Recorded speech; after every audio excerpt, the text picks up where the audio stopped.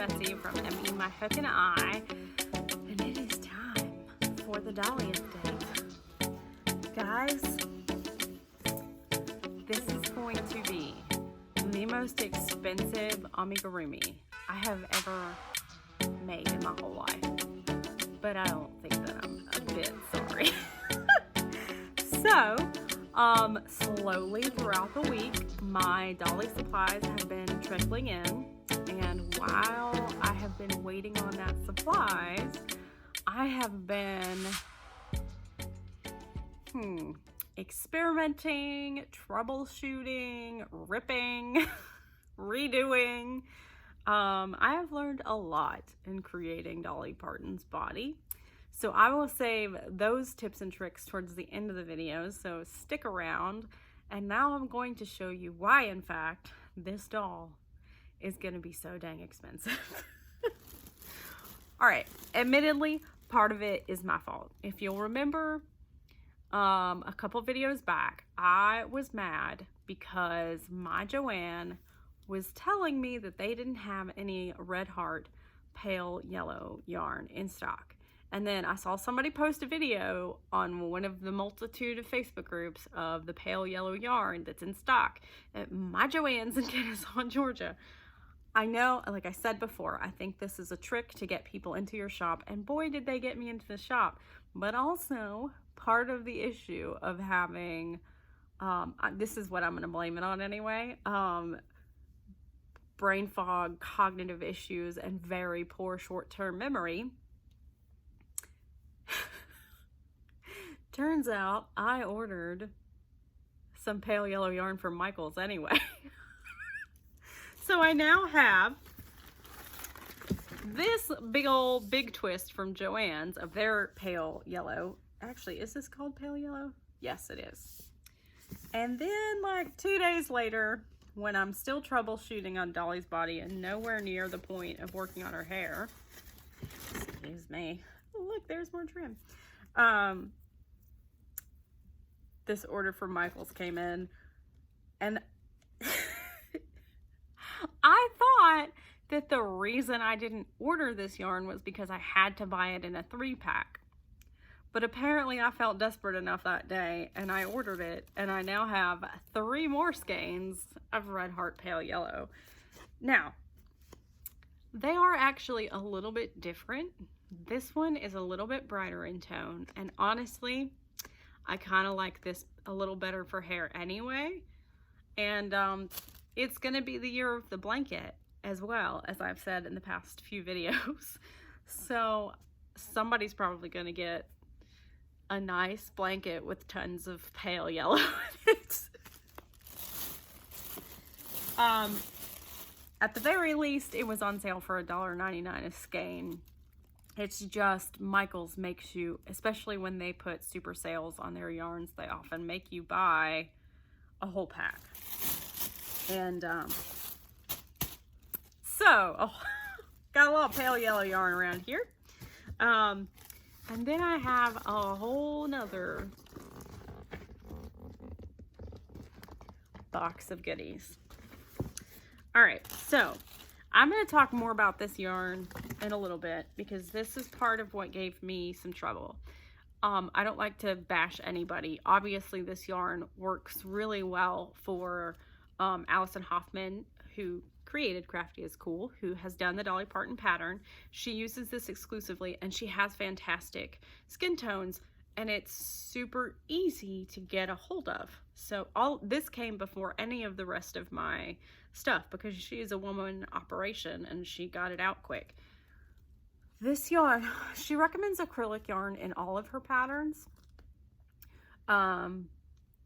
This yarn has an incredible amount of stretch for acrylic yarn, and I will talk about the trouble that gave me towards the end of the video. But I actually ordered 4 skeins of this knowing I was going to make a ton of dollies, and now I'm stuck with a couple different skeins of this, and I'm thinking I'm probably gonna bite the bullet and buy some cotton skin tone to at least get the stretch out of the body. We'll talk about that later. I'll come back. So, Dolly, of course, has to be super accessorized, right? Like, you can't just like make a plain old outfit. So I think I talked about this before. I ordered the Caron Simply Soft Party yarn in the color fuchsia, and this is what she made her dress out of. And yes, it has sparkle, but my Dolly has to have a little more bling than just this. All right, I'm going to give you a hint to one of the problems I anticipate having. However, these are the exact yarns that Allison recommended. And when I'm first trying a pattern, I like to use what the pattern designer tells me to use before I start deviating. However, even though this is called a worsted weight, it's super stretchy and the wind on it collapses a lot. This is much thicker. I think it's much less stretchy. And she does actually, before she created her skin tones, recommend Caron Simply Soft Light Country Peach for a skin tone like Dolly. So I anticipate buying some of that and then some of maybe a cotton. But I'm a little afraid that I'm going to have a hard time achieving gauge with this after what I had to do to get this not to have holes in it. However, I'm still super excited about the fuchsia yarn. I think it's going to be stunning. And because I was only going to make one dress and I knew I was going to have a lot left over from the other skein, I got another skein so that I could make something else out of it. This kind of yarn my knitting machine really, really likes. So I might do. So again, like I'm overspending on extra yarn that I don't need to be spending. And then I got this because this is the color of her guitar strap, but also I think this would make a great skin tone, and it is the Simply Soft. So this is going to be for part of her guitar. I have a darker brown already in my stash that's, I think, brunette satin. That's going to be the other part of her guitar that's not pale.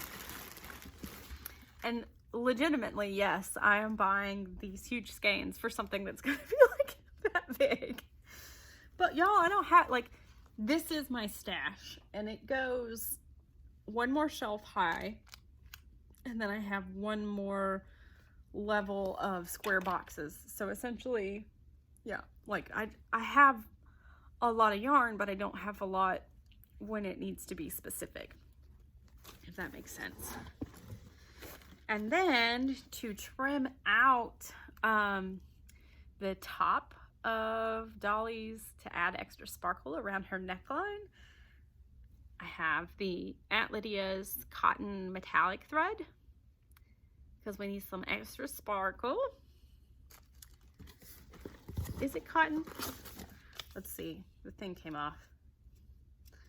Yes, 88% cotton, 12% metallic. And you actually pair this up with a worsted weight gray yarn.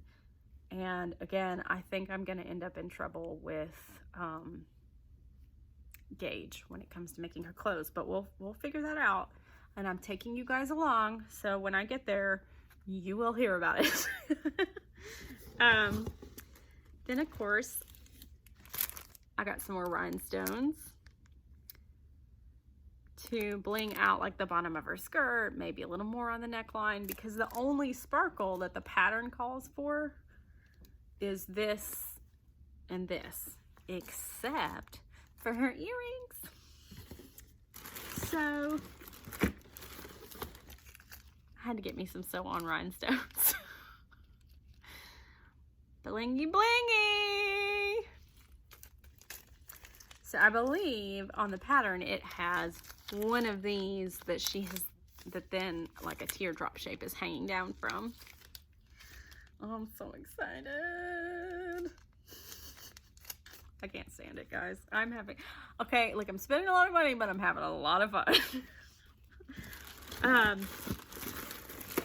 Then I got a couple different glue options for the rhinestones and also to tack her dress down in places.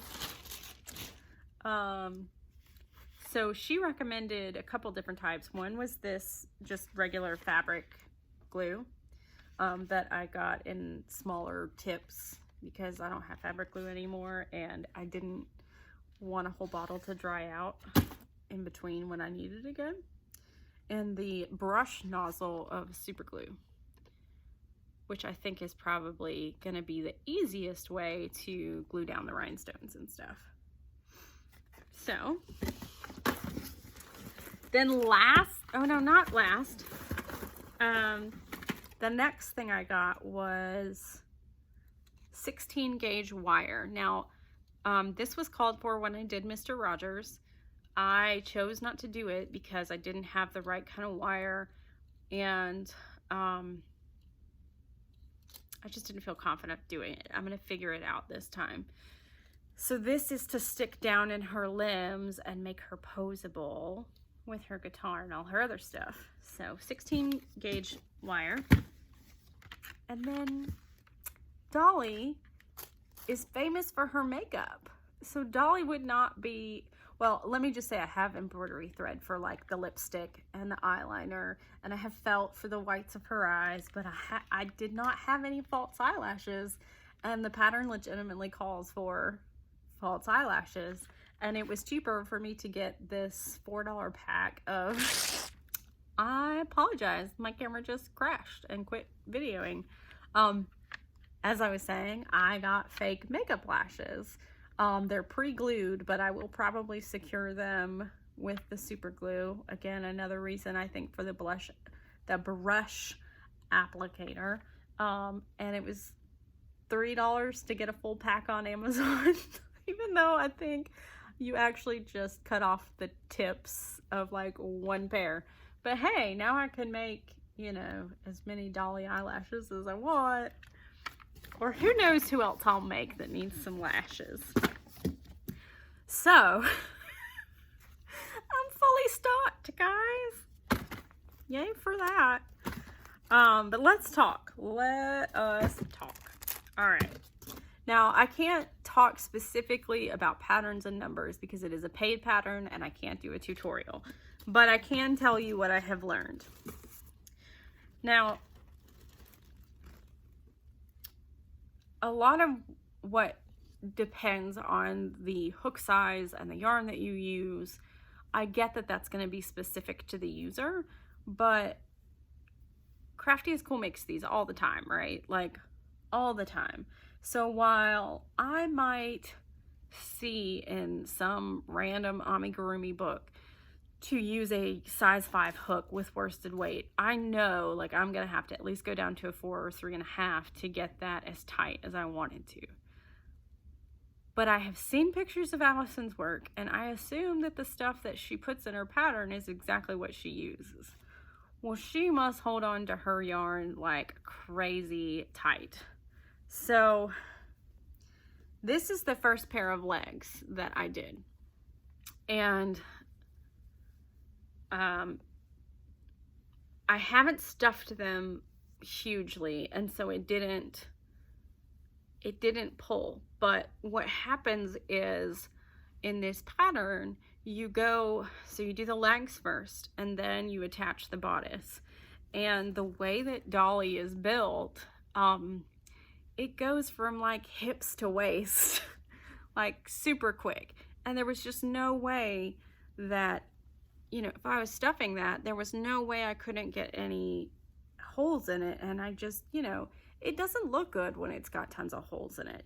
And so I kept, you know, I did a couple things. I created another pair of legs, and I went down from a 3 point, no. I kept the 3.75 hook. I held the crap out of my yarn. My hands hurt from holding the tension so tight. And this is the size difference. So, if you want to know why you should gauge swatch things, same hook size, different tension. And they're like a body and a half bigger. I was pleased with this, but one of the things that I learned when attaching the bodice to the legs is that when you chain your chain to start your legs, because that's what you do first in the pattern, it helps if you go in the back side of the stitch where that one part is. You know what I mean? Like the back of a single crochet, you know, if this were a crochet stitch. If you go in this part of the stitch when you're doing the legs, then you have the stronger part of the crochet stitch to add the torso to. And so I didn't end up getting holes when I added this one compared to this one. And that's a really small trick, but it made a huge difference. So scale wise, I decided, okay, my hands are not going to handle physically holding my yarn that tight. So I wonder how different it is if I go down hook size. So I went down to a 2.5, and they actually ended up being almost exactly the same. And the torso, for when I was holding it super tight, this is the 3.75, I got that nice small waist. You see how it's like, whoop? I mean, come on, we've all seen Dolly's silhouette. That's exactly what it does. It didn't do that so much when I wasn't holding it as tight and I was just using my hook. I'm sorry, I feel like this is explicit, but it's not. It's crochet, people. And so I did a little bit of yarn shaping and actually cinched her waist in. Like, I'm sure even Dolly Parton wishes she could just tie some yarn around her waist. And then, you know, the same problem with the boobits. The tension has to be super tight because they're basically 4 rows in a disc, so it's like this big. And what I did to get them nice and perky, I feel so bad talking about Dolly Parton like this, is I actually wove in the back of the boobit and cinched it before I sewed it on. So that worked out pretty well. So then, so the only other part that I did was her head, and I did this with this 3.75 hook and my normal tension, and I got that on the bottom, which I still have a hard time doing because you're basically immediately, you know, you're immediately decreasing that to get a nice chin shape. But this is going to actually end up being too big. So I'm going to have to go back and do that in a small, but for some reason I was able to stuff this and get definition in it without getting holes. So there's an art to stuffing, there's an art to getting yarn that matches across the board. Yeah, so I am learning as I go, and I look forward to telling you all the rest of my tips and tricks as we continue going, because again, I think I'm going to have to make several dresses to make sure I get the fit and the gauge right. And then hopefully it won't stretch as much. I mean, the problem is, like, if you think about Dolly, I mean, she's exaggerated. And so when you do exaggerated, when you do like quick exaggerated changes in your yarn, it's hard not to get big gaps and things just by decreasing too quick or increasing too quick. So it's a challenging person. It would not be the one that I recommend as your first. And like I said, I've already made Mr. Rogers, so this was not my first. It was just a little more complicated because she has a little bit different of a womanly figure. Mr. Rogers was pretty darn straightforward. Just, you know, because guys have shoulders and you know, torso that just go like this. But yeah, I'm having fun with it. I'm looking forward to getting to the blingy outy part, but I spent about 3 days troubleshooting. And I made about 5 pairs of legs, ripped out 2 of them. I've ended up with 3 and 2 torsos. So, and that wasn't, yeah, I even ripped out a torso. So, anyway, that's my Dolly journey. Again, I will try to link the pattern below. I do encourage you to go purchase it and hopefully learn from my mistakes. I'll catch y'all on the next one.